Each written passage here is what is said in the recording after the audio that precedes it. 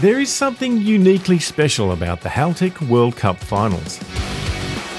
Something that undeniably sets it apart from any other drag racing event.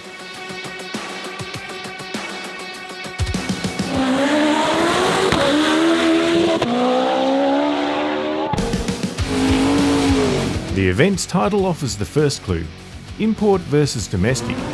It's not often you get to see Fords, Chevys or Chryslers go head-to-head against Toyotas, Mazdas, Nissans, Hondas or Subarus. Certainly not at this level. I mean, there's a bazillion people here. The air is amazing, it's cold, but the air is great, and this is where people come to set records. Then there's the venue, Maryland International Raceway, and more importantly, the way Jason Miller and his crew prepare the track. They do an absolutely outstanding job ensuring the racers get just the right amount of grip when and where they need it. Man, this track is crazy. This track is absolutely crazy. It is cold as cold can be though, and that's coming from a Wisconsinite. The time of the year also plays an important part. Traditionally held at the start of November, it's the last event on everyone's racing calendar before winter sets in. And then there are the spectators. Over 40,000 fans make their annual pilgrimage to Maryland, many of them choosing to camp right there at the venue for the entire duration of the event. That's 5 full days of drag racing action. I'm not sure it's a good idea to be on radials in the cold weather, but here we are and we're gonna try anyway. But if I was smarter, I would have a big tire on it, yes. With a total of $180,000 in prize money up for grabs, there's little time for trash talking, as the drivers are eager to put their reputations and their egos on the line. My name is Mark Benson Jr. and I'm from Selbyville, Delaware. My race car is a 2002 Camaro, 540 481X, Mark Benson Racing Engine motor. I have a new Nexus R5 Haltech system in it, just put in when we got here. The old car I used to drive, the show mod, it was a 110-inch wheelbase car, and this one is 102. So radial tire, it makes it a little more tricky with the weight balance, and the longer wheelbase is more like a dragster, so it helps keep the front end down, and the weight package is a lot more forgiving, where the shorter wheelbase, moving the weights back and forth are a lot more critical and make it a little trickier to go down the track.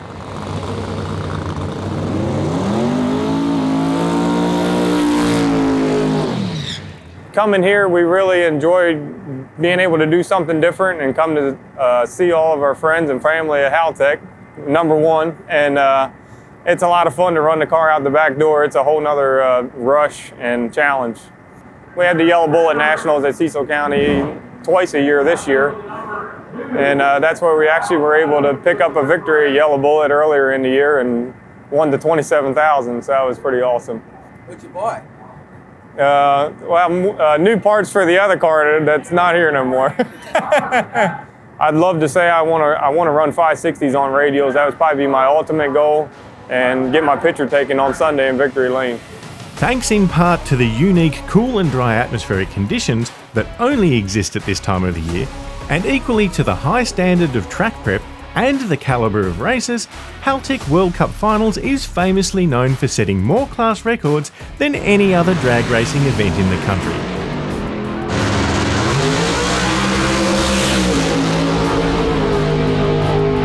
My name's Eric Kenward.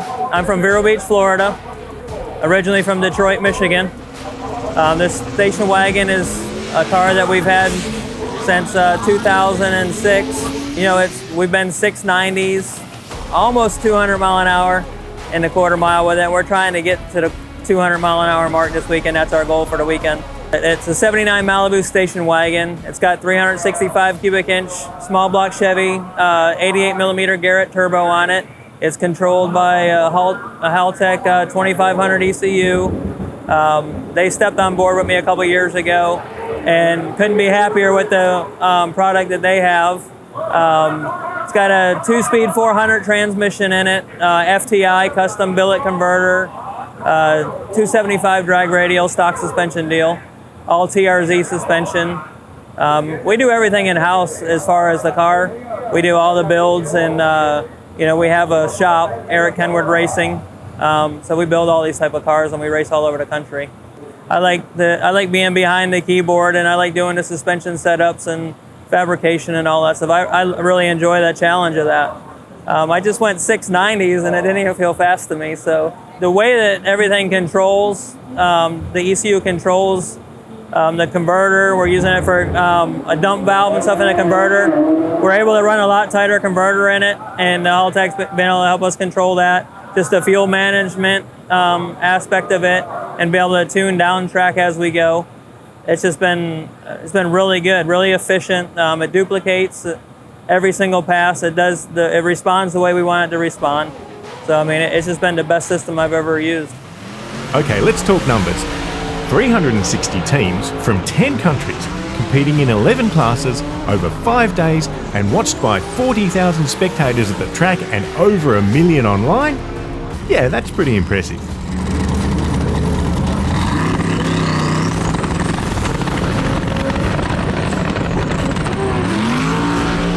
We're here to win the stick shift class. And if we don't do that, we're here to set records. And if we don't do that, we'll try again next year. My main goal with this was to just dominate the stick shift class. That's it. I built it to do such. It weighs about 2630 now with me in it. After today, it might weigh a little bit less depending on how the track is. It's got a 400 cubic inch LS. CNS did all the machine work initially, and then we had a rod bearing failure probably, honestly, about 3-4 weeks ago. So this is a brand new crank, 2 new rods, all new bearings, rings, and Fast Times down in Illinois helped us out with that. It's got a 488 in it, and I can't believe it's lasted as long as it has, but we finally have had our first ring and pinion failure, if you want to zoom in on that bad boy. So it's a 3/4 tube chassis, 1991 Chevy S10. I kept about 18 inches of factory frame rail and the factory front suspension, so when I'm ready to get back into maybe some no prep racing or back on the street scene, people aren't gonna cry and complain because I still have a factory front suspension. Everybody's got 4-link rear, so it is what it is nowadays. Watching the non-stop early morning to late night head-to-head races, it's easy to get lost in all of the action. But each of the competing teams has a unique story to tell, and their journeys are often dotted with setbacks and heartbreak. I built this in tribute to Austin Detman. April 18th, 2020, I ended up hitting 2 trees and a telephone pole going about 130 miles an hour. I broke my arm in half. Austin was the first person to realize what had happened, and he drove to me as fast as he could. When he got there, I was getting out of the truck. I tried getting my helmet off with my left arm, realizing that my arm wasn't capable of doing it. So after I got out of the truck, I got my helmet off with my right arm, tossed it to the side, and he pulled up as I'm doing this. He gets out, opens the passenger door, and I'm incoherent as shit, but I'm there. So I go to the back seat, open the door, jump in. I'm bleeding out. He's getting me to the hospital. Everything is good. We get to the hospital, they do the surgery, arm's fixed, it's good. Fast forward to 2 weeks, and Austin got into a motorcycle accident, and he lost his leg. He hit his head very hard, and we weren't sure if he was gonna make it or not. While he was in the hospital, this is during COVID, so there's really nothing that we could do. We couldn't go up there to see him. So we ended up spending a lot of time with his family. Just as a whole group, we were all together. It was amazing how everybody came together for him. I basically I was so distraught. He was my employee at the time too. So like, I got knocked out, he got knocked out, and now there's nobody making money. I'm so mentally disorientated from all of this that I just kind of had to focus on something. The day before he got into his motorcycle accident, we were actually setting up the jig to build this chassis off of. So like, he was the one that was getting everything ready to set up. I was doing a little bit of measuring. He was getting all the welding done. And we were gonna do this as a team together. With my broken arm, we were gonna conquer the world. He didn't make it. He didn't make it, man. And after that, I was destroyed. I was destroyed because I lost all my everything that I loved. Like my truck, him, my business suffered. Everything just was terrible. And all of my friends, people that know me from around, they pooled money together to get me back on my feet, to get me back going with the new truck. My mom has helped me, sponsors have helped me immensely. Like, we couldn't be here today without the amazing people that I have in my life. Austin was one of my best friends, dude. Like, I had to do something to show everybody that I wasn't gonna give up, because I know he wouldn't let me give up. So the whole truck was built within 7-8 months, and it was a hard push, and I brought it out, and it's been for him. It's been all for you, buddy. I can feel his energy every time we go down. So it's been a good year.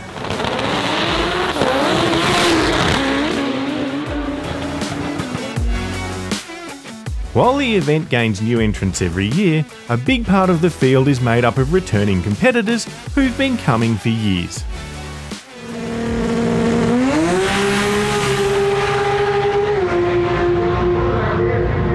So there's quite a bit of history. It's gone through a lot of different setups. Originally, when I got this chassis, it was a stick shift SR20. We came out here in 2016, set True Street record in it on an SR, went 827. It went 827 at 174 on a stock ECU. And we made it to the semifinals our first year. And then the following year, we went 2JZ stick shift. And we progressed with that.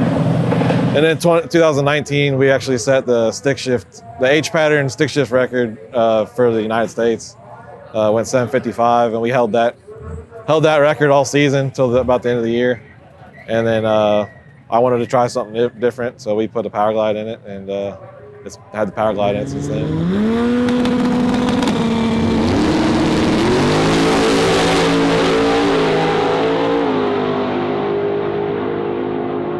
Car's a 98 Nissan 240 SX. It's got a 2JZ NA engine that we built for it. Runs the power glide transmission. Right now it's on a 76 millimeter turbo. It's on Nexus. Love it so far. And then it's got our full Import Drag Solutions suspension kit on it. It's got our bolt-in 8.8 solid axle swap kit on it. And Import Drag Solutions is a company that me and my buddy David Varner started, and basically we noticed a missing link in the import community for good drag racing suspension. All of our domestic friends had great double adjustable coilovers for their cars, and we're like, why can't we have that? So we started making mounts and brackets to make them fit 240s for our own cars, and then people saw it, they wanted it, so we started making it for everybody else, and then it's snowballed from there, and now we have this bolt-in 8.8 kit, and everything's been going really well. Yeah, I'm here to chop the tree down and just run out of people's lives. That's what I'm here to do. After 4 days of qualifying, it all comes down to the finals. In this knockout round, there are no second chances. It's survival of the fastest, but also the most reliable. And at the end of the last day, there'll be just one winner in each class.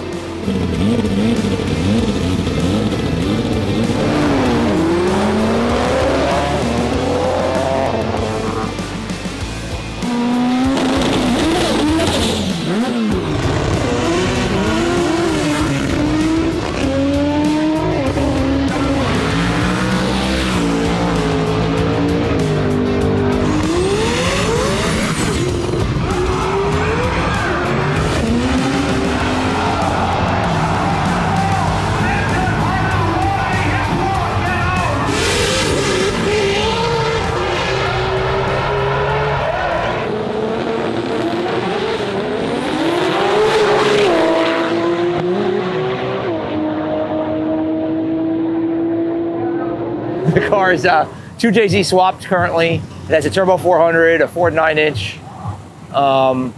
It's a 3.2 liter RS 1600. It's a Rossler transmission. It's got a Haltech Nexus in it. We're competing in Wild Street, which is a class we've had our eye on for a few years now. And we're just very happy to be here. It was a tough challenge to make it. We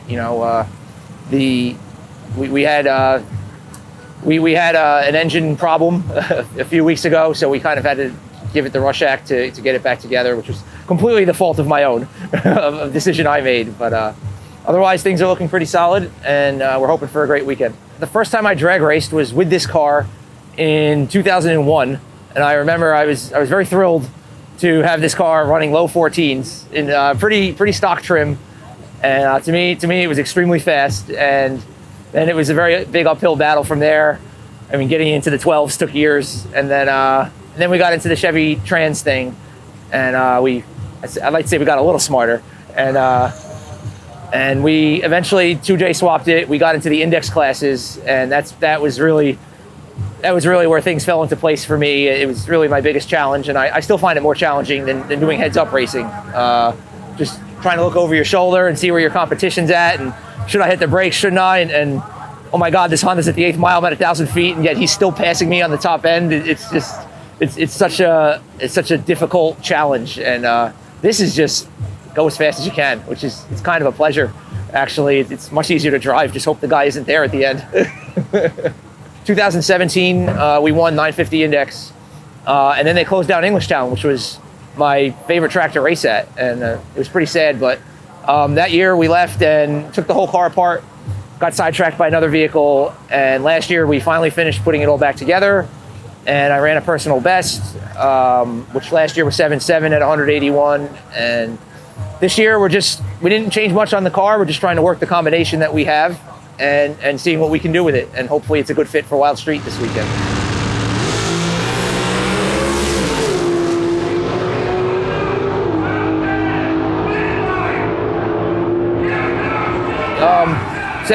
We ran the 760 last night, which was great. It was the first pass off the trailer. But our big thing was figuring out the launch. There was, the mile per hour really was a little high for what the car was ETing at the time, so I knew we still weren't really getting our money's worth. With a personal best in qualifying, David moved through to the eliminations, knocking out stronger and stronger opponents until the final race, where he backed up his PB to take the class win.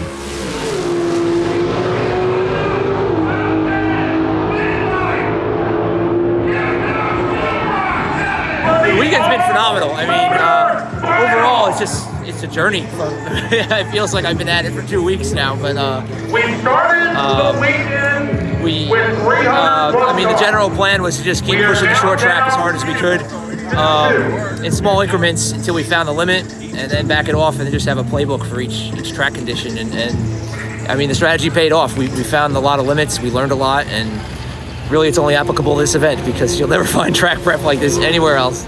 So, what makes the Haltech World Cup Finals so special? Well, it's a perfect recipe of great environment, great event management, a great track, loyal and enthusiastic fans, mixed in with a bunch of dedicated racers who are prepared to put it all on the line to win, but who seem to enjoy every moment, even if they get knocked out in the first round. And it's those racers and their passion that keeps us coming back as the title sponsor year after year. These are our people, and being right there with them as they achieve their racing dreams is our mission. My favorite aspect of the Haltech system is probably everything can be run out of one box, and it's way more easier for us to manage. We can connect to the car, we can download one tune-up, and we can go in the trailer, we can make all the changes on one system and reload it in, and you're done. You don't have a bunch of different stuff to connect to. The simplicity is practically awesome. And prior to years past, we would have 3 or 4 different boxes and systems controlling the car. Shifters, timing retards, boost controllers, fuel management, and now Haltech, everything's in one box, and it makes it very, very easy. So I got the Nexus, and ever since I got this Nexus, dude, the control, the power of control is so unbelievable with everything. When I went to wire it, I couldn't believe it. The simplicity of wiring with no relays, no fuses, it's all powers, all grounds. I mean, it's unbelievable. And it did the whole truck. Headlights, taillights, turn signals, brake signal. I got a water pump. I mean, we have it on another car, a street car, that roll up windows. It's got AC, heat. I mean, it controls everything. And for that to do that as a complete standalone and never skip a freaking beat, man, I don't know how you can get any better than that. My favorite aspect of the Haltech system is the customer support for the end user, because you can pick up a phone and call them anytime, you know, between basically 8 a.m. and 1 a.m. in the morning, because they're open in Australia, California. You can get somebody on the tech anytime you want. For me, it's not a big deal because I tune it myself. But for my customer who's an end user and can't get a hold of me, he can get a hold of Haltech. I mean, they're just great people over there and they want to see you succeed. In this industry, it's hard to get the support from the manufacturers. And there's a lot of companies out there that sell a lot of product and they don't support their product. So as me being an installer, a tuner, and a consumer, that's invaluable. My favorite aspect of the Haltech system is the Wi-Fi. The Nexus has Wi-Fi. So I am sitting, right now it is 30 degrees out, and I'm sitting in my toasty trailer making adjustments to my car, which is outside. So my favorite feature today, this weekend, is the Wi-Fi. I'd say my favorite aspect of the Haltech Nexus is just how easy it is to navigate. Like if I come up with something I want to do, like a timing retard table, you know, to try to knock a little power out of it at the beginning, it's so easy to set up. And that's what I love about it. It's so user-friendly. Like, I don't have to, it's not difficult to do. Like, if I can dream it up, it's usually not that hard to do. It's a no-brainer when you're going to buy the next engine management. It should be a no-brainer. And if it's not, you need to do more research and talk to more people about it, because I can guarantee you Nexus is going to take over the world. If you've never been to the Haltech World Cup Finals, we hope this video gave you a taste of what you've been missing, and we hope to see you there next time.